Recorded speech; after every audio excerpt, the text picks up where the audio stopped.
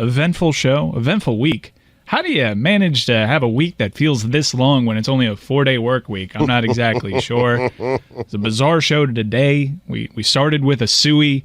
By the way, you're listening to the Postgame show, and the bulk of the Suey nominees have been played in this Postgame show because the show's an hour shorter, so we keep trying to find new ways to get you the same amount of content, and quite frankly, we're giving you additional hours of content now. We're working really hard. I admitted to clinical depression. It was a weird one. We didn't even have time to talk about it. Like, you admitted we glossed right over it. You admitted to this is how fast the show was moving today. I wanted to be there for you. You admitted to clinical depression in a bite-sized 10-second moment, and it's all that was discussed there. We didn't elaborate at all. We just kept it moving. Yeah, if you can hear me, I'm sorry. It's been a long week. But we're going to give you 2 exclusive Suey categories in this post-game show because we had a lot of stuff going on. Thanks to Kyle Brandt. I've loved his hits, even the ones that he did on First Take. So we haven't had enough time to get to everything. So let's play 2 here, guys. Are you with me? Yeah. This one is, I'm really crushed that I couldn't make time for this on the national show. This one's always one of the best ones. Best limited fake. Here it is.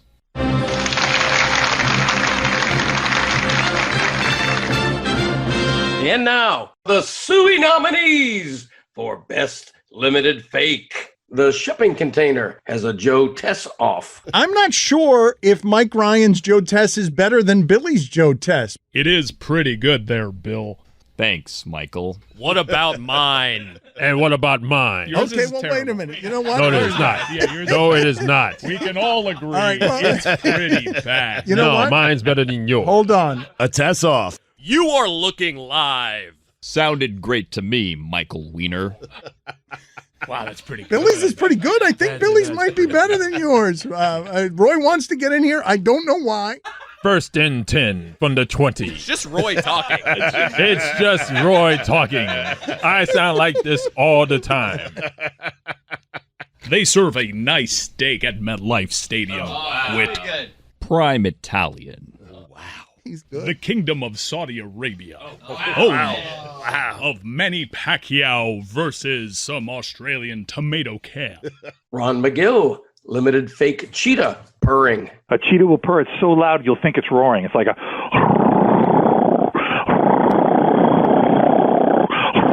I mean, people actually think it's roaring, but it is a purr, and the cheetah can do it very loudly. Mina Kimes, limited fake Dominique Foxworth. I'm Dominique. I'm the best. Dominique Foxworth, limited fake Mina Kimes. It's time for Straight Talk. Brought to you by Straight Talk Wireless. What the heck was that? Mike Ryan, limited fake Doug characters. Doug is awesome. He had Skeeter, honk honk, beep beep, and you had his neighbor who was like, "Hi, Doug." And anytime you'd see Patty Mayonnaise, it would be like that music that went along with Well, it. let me do this generationally. And then you here. had the beats. Killer tofu. Yeah, ooh wee ooh, killer tofu, ee-oh, ee-oh, ee-oh. Mina Kimes, limited fake Stugotz. Guests on the Dan Le Batard Show appear via the Shell Pennzoil performance line. It's that time of year. The NFL is almost here, and ESPN Fantasy Football is around the corner. Listen, man, I didn't ask for any of this. Draft your team, compete with your friends, and take home the crown. Sign up now at ESPN.com/fantasy football today.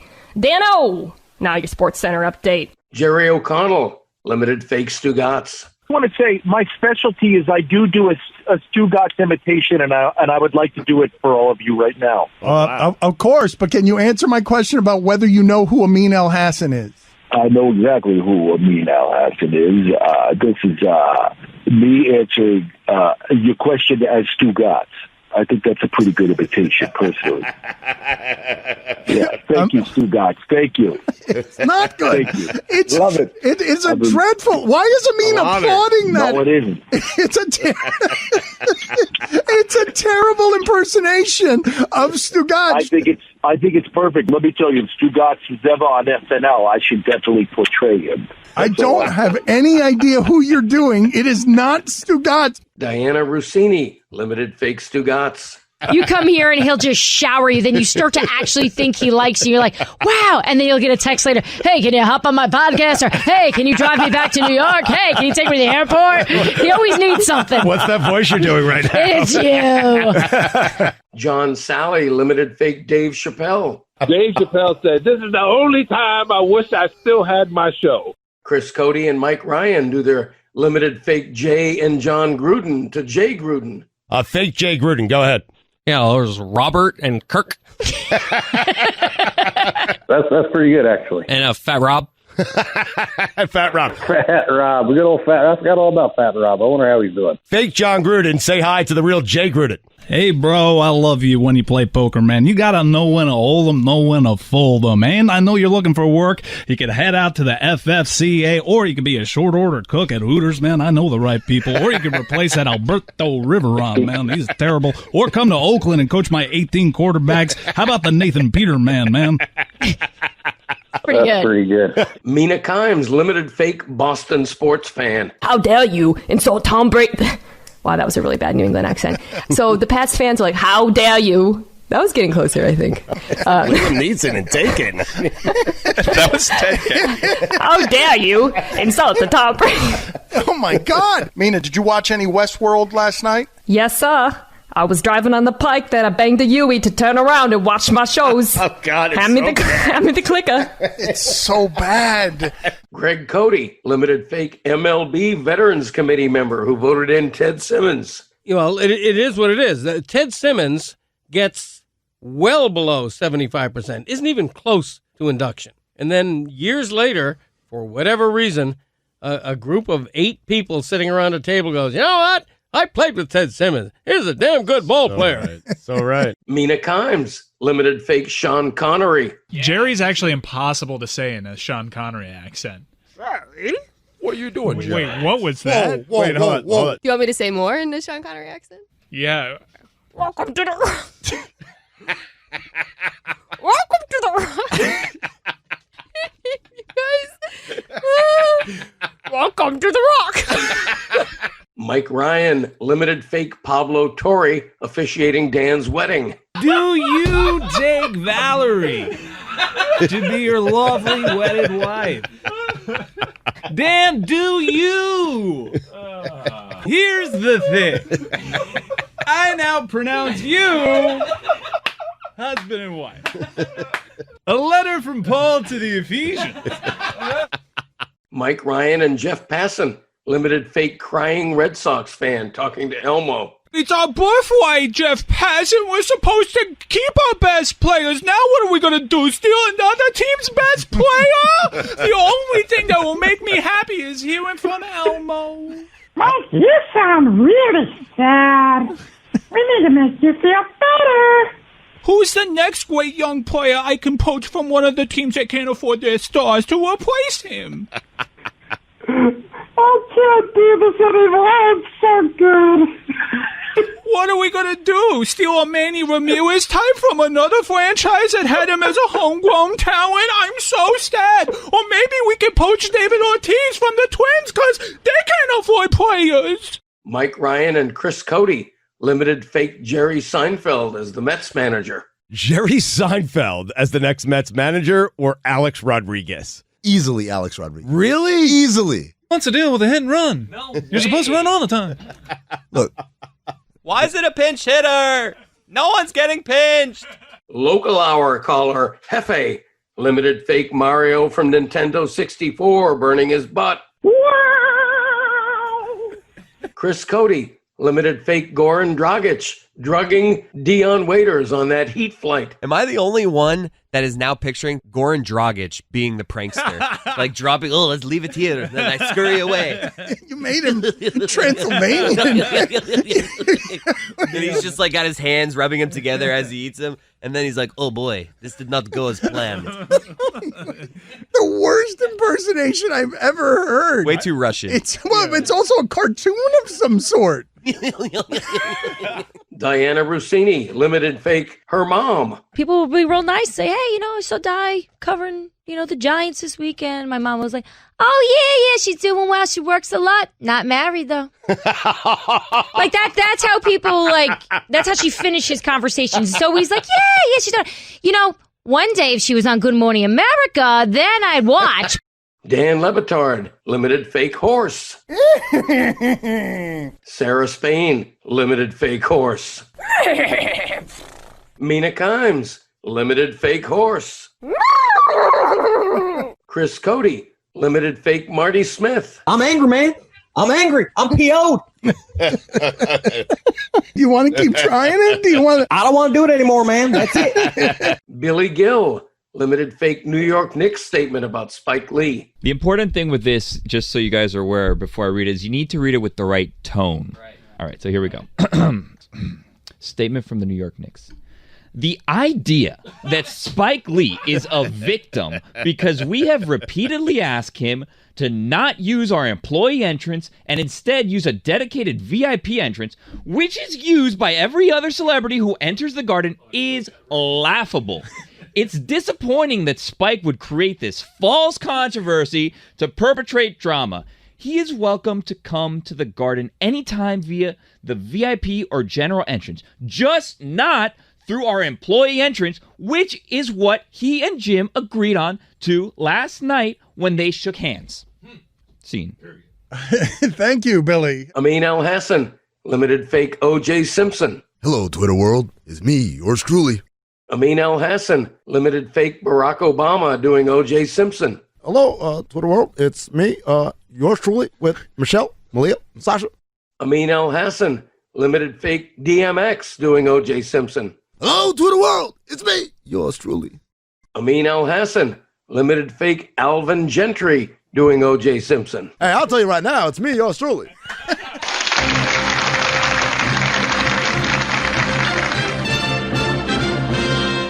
Wow, what a stacked category. The Sueys have been so good this year. So strong. Have we ever had a category as stacked as the one we opened the show with today, Best Song? Oh, man. See, there are certain incentives to listen to the show live, to watch it live on ESPN News. Because of all sorts of licensing rules, we couldn't play in the podcast the best musical performance. Now, I know it's already been clipped and it's been out there in social media. I can't direct you to it, but go ahead and seek it out because it was absolutely stacked. Chris, how have the vultures been on Twitter? Because you did do a fantastic job on the Sueys this year, maybe the best we've ever had. How have they been in terms of things you have left out?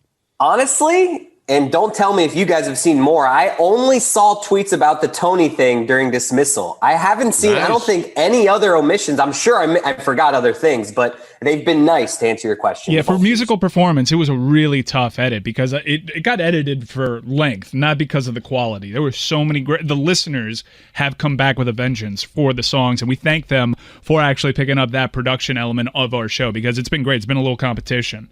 I would say they deserve to be shouted out too. At Yeti Blanc, at Andrew Streeter, and Flemin' M Raps. Those three, I mean, the two dudes did almost all of them, and then Flemin' M Raps hit two bangers. So those three dudes carried us in that category this year. Yeah, find them on Twitter. They release songs that don't quite make it to air here because we run out of time, and sometimes they're not quite up to snuff, and quite frankly, sometimes I just flatly forget. So they actually do a lot of great stuff, and if you're a fan of the show, seek them out. I'm sure the Reddit has all their information as well. You guys ready for another Suey category? Mm-hmm. Are we ready for some football? Are you? I'm not. Are you? That was such a good question by Mike. I thought I was, question, and then he brought it up, and I'm like, am I? Well, he made me think about it. It's the greatest moment of self-introspection we've had around here. And again, today he admitted to clinical depression. So that was amazing to see how that happened. And you weren't ready for football last night. No, I was not. I started, and then they booed Unity, and I'm like, am I ready for football? I'm not ready for football. There's so many sports going on. I can tell you right now with great certainty that I'm not going to be ready for that second part of the doubleheader. I mean, Titans-Broncos with a 10:05 start time. way. I am not ready for some football, guys. Mike, how are you doing, by the way? Are you good? Yeah, man, I'm all right. All right, good daily battle. I'm doing all right, but thank you for checking out. What That's is actually this? the first time someone asked. How did Danny not see it? I said I wish I was there for you, man. Yeah, I appreciate What it. is the Suey category again? Best revelation. Chris, I mean, what can you tell us about this? What can the listener look forward to here? Oh man, I've listened to these so many times. I'm just like, my mind is shot. I have no idea what's in this category. It felt like a long week, abnormally so. It doesn't make any sense. Mike just revealed his clinical depression. Will that be next year, Suey? It's a big revelation. I think it was like a revelation and a dismissal of Skip Bayless all in one. It was weird. It was a weird hybrid. Let's not talk about it anymore. Here's best revelation.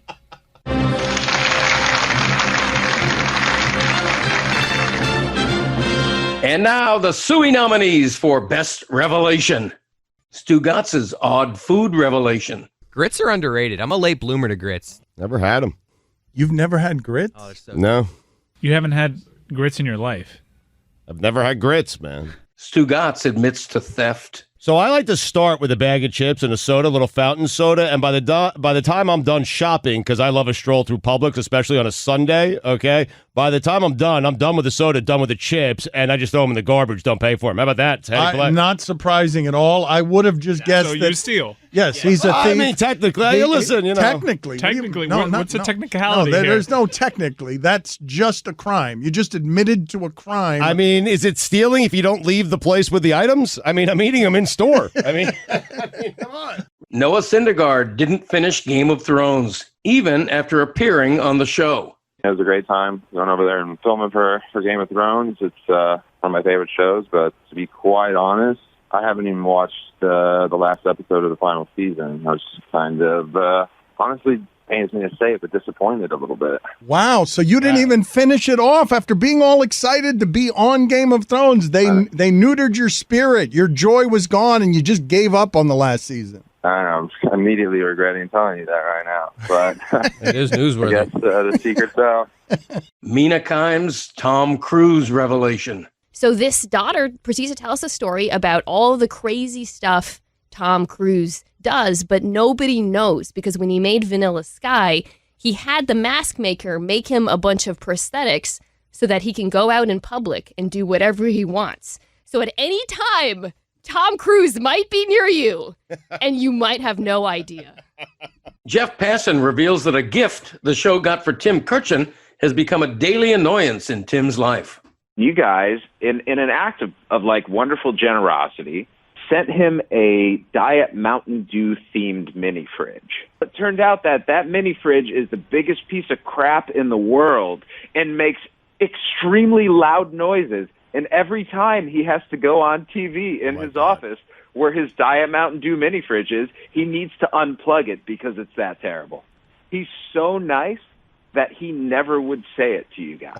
This is a disaster. We are actively getting in the way of Tim Kurkjian's ability to do his job correctly with our gifts. David Sampson reveals he never got a thank you from Barry Bonds. He was definitely forced upon us as a hitting coach, and you saw that lasted one full year. He never wanted to be a hitting coach.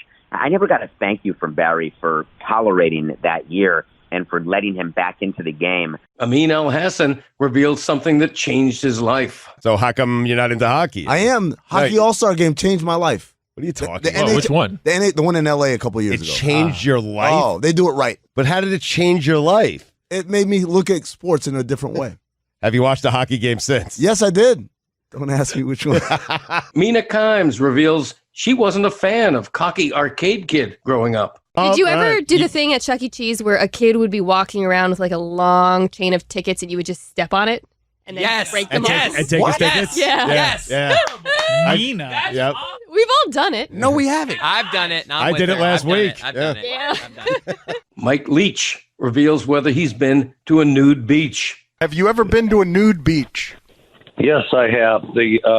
I've never took my gear off. I've never dressed up, so to speak, for the nude beach. These nude beaches, from my experience anyway, are typically kind of come as you are beaches. In other words, it's not legislated, and some people choose to take their gear off. Jeff Van Gundy reveals the last time he tried a new type of food. All right, Jeff, give us the last time, though. The last time you tried something new. I would say of the bigger things, sushi, and that was probably 10 years ago. So you haven't tried anything new in terms of eating in 10 years, in a decade. Dave Coulier reveals that he's watching The Last Dance instead of a show he's appearing in. Do you realize, Dave, that you're going up against, you're coming on a sports radio network, ESPN radio, and you're going up against The Last Dance on Sunday? Well, I know what I'm going to be watching, and it's not me. Okay, so you're... Tim Kirchin reveals his hands are twice as big as Tony Gwynn's were. I think he's underrated in baseball history because he could run. He stole over 50 bases in a season, multiple gold gloves, and the tiniest hands I've ever seen on a great player. Tiny. Mine are twice as big as Tony Gwynn's hands. What? Shocking. What? Tony Gwynn was a 4-year star at San Diego State basketball, and he told me he had zero chance of ever palming a basketball. That's how little his hands were. And because he had those tiny hands, that's why he used the smallest bat I've ever seen on a major leaguer. It was like 32.5 inches, 30.5 ounces. It was tiny. But he loved the control of the bat, but he needed a tiny bat because his hands were so small. Reese Davis reveals a Stugatz lie. You texted me yesterday. Yes. I was delighted to get a text from Stugatz. Yes. Wait, hold on a second. Yesterday, you Yes. said you've been working on Reese for 2 weeks. Yeah, but Reese just doesn't know that. He didn't know until yesterday that I was working on it for 2 weeks. He's been thinking about So it. anyway, so he texts, and I'm thinking like, we're going to get a cup of coffee. I have no idea I'm coming on the show. So my wife and I are at dinner with our neighbors last night, and we're leaving and partying. Hey, that was fun. Nice to see you. And he said, oh, so I hear you're on the Le Batard show tomorrow.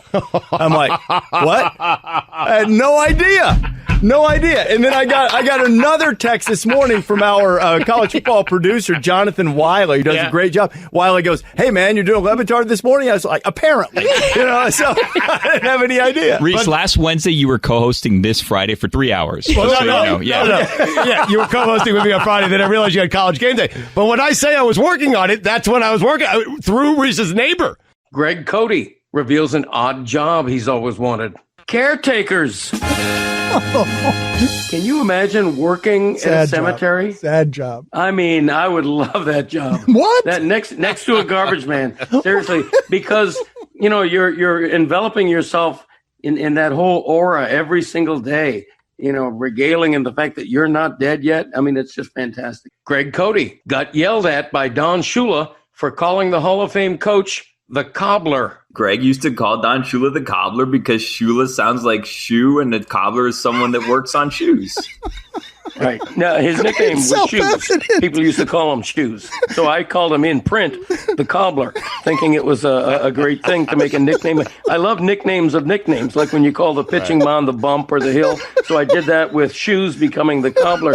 He didn't have much of a sense of humor to that, and I had to explain it to him. Diana Rossini, Action Park revelation. I have told you guys about Action Park, and there have now been several movies made about Action Park. Diana Rossini is a Jersey girl, so you've been to Action Park, right? I got mono from Action Park. Did you really? I got mono my sophomore year of college from spending the day there, and it turned out in the local newspaper there was some warning that if you were at Action Park on August 20th, you are going to get mono, and I got it. Charles Barkley, shocking pool revelation. I'm not going to lie. I probably haven't been in a pool in 25 to 30 years.